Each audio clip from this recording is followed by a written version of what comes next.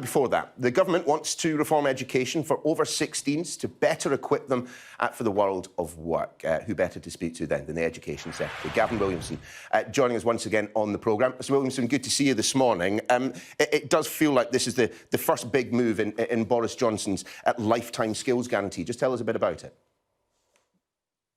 Well, this is, you're absolutely right. It's a big move. It's all about building back better. It's about making sure that every youngster or anyone of any age who's taking on these qualifications is really focused around.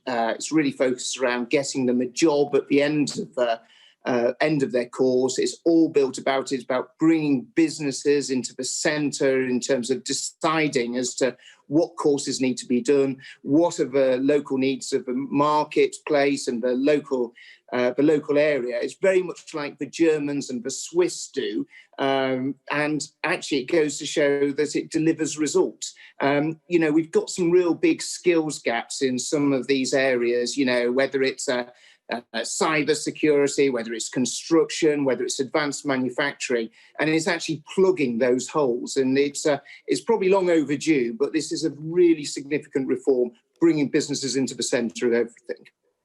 Isn't it the case, though, that sixth form colleges, further education establishments in general, already reach out to businesses working in their community? I mean, isn't the biggest problem, in essence, with further education colleges, sixth form colleges, that, according to that IFS report from last year, they've seen the biggest falls in education funding of any part of the education sector?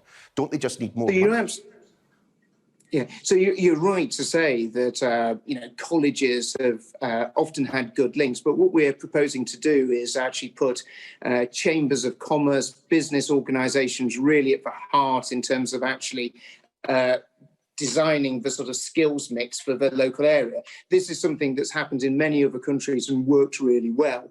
It's something that we've needed to do in this country for an awful long time, because actually only 20% of courses that are taught in colleges are related directly into the world of work. We want to change that and actually flip it the other way around. So it's 80% of courses. But you're right to say about more funding going into colleges. That's why we're putting an extra £1.5 billion in terms of capital build over this Parliament.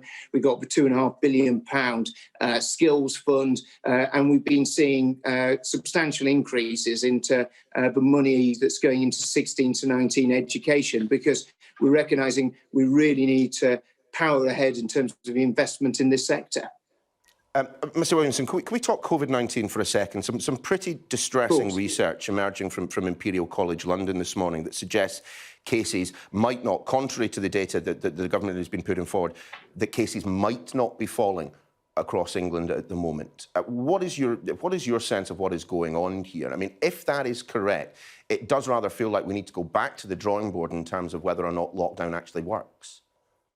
Well, obviously, Imperial College, very respected institution. The government always looks really closely at all the evidence and all the advice that comes forward. That's the right approach to be taking.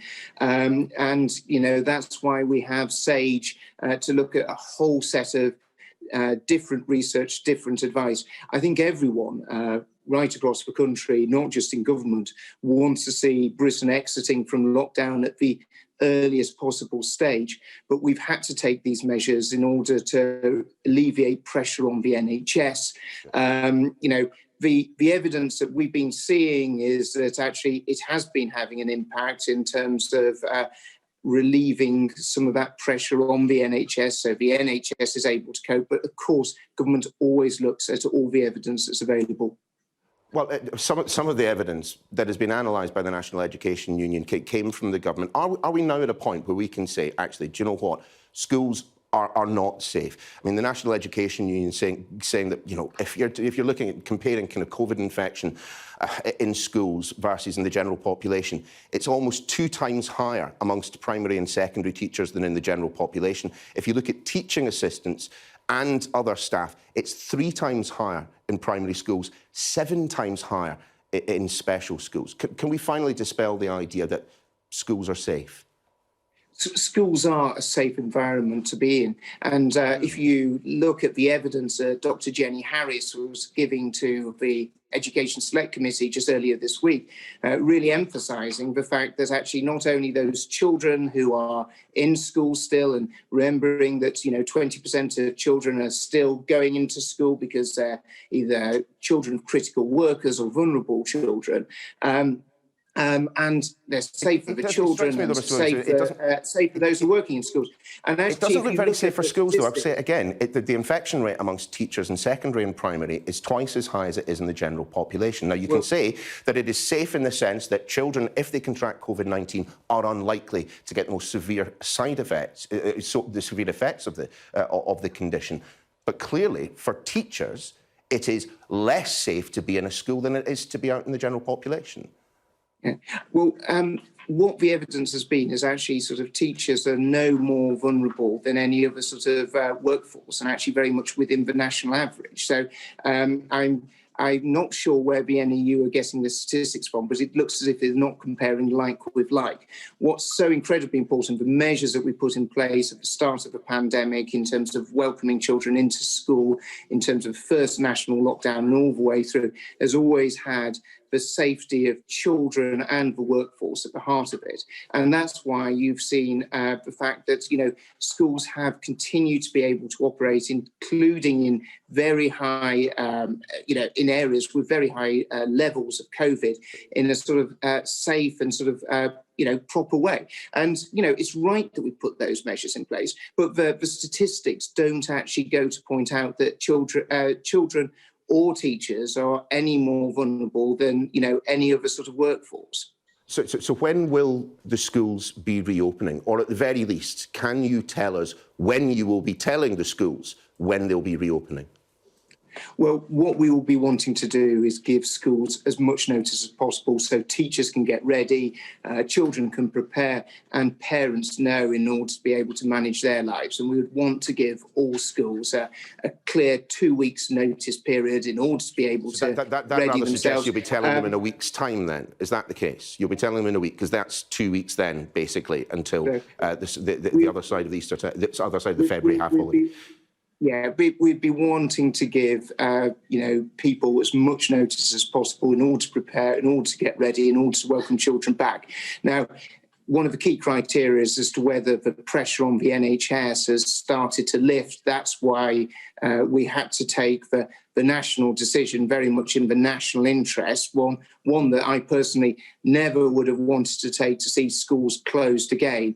We had to make that decision because of the pressure on the NHS and needing to reduce movement in society and in communities. But schools were the last to close. Schools will very much be the first to open. On a pretty personal note, you've come in for a degree of criticism this week. The opposition have called for your resignation. The reason they have done so is that we have seen a succession of Uturns from your department, the very latest of which getting rid of the plans to have daily testing in schools, much trumpeted by yourself. But that's not the only one.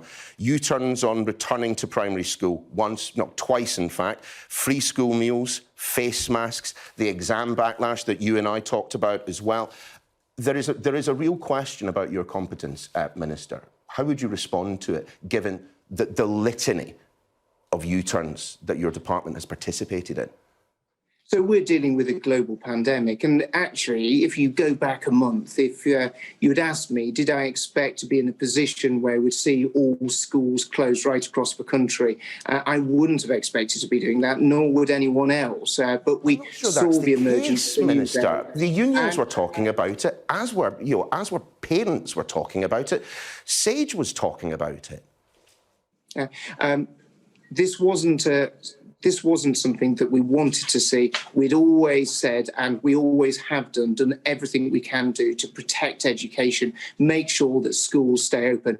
My focus has and always will be in delivering the very best. And, it's really interesting for politicians and journalists to talk about their future careers of politicians. My real focus, as we're talking about today, is making sure that, children get back into school at the earliest possible opportunity. My focus is making making sure that we're not just talking about the 50% of students that go off to university, but the other 50% that need to have, the skills, the jobs that they need for the future. That's what we're focusing on. We want to bring all schools back. We want to bring all pupils back into those schools at the earliest possible moment. That's the focus. But yes, we have had to make swift decisions on many issues, decisions that sometimes we didn't expect to be having to make. But, that is one of the consequences of having to deal with a global pandemic.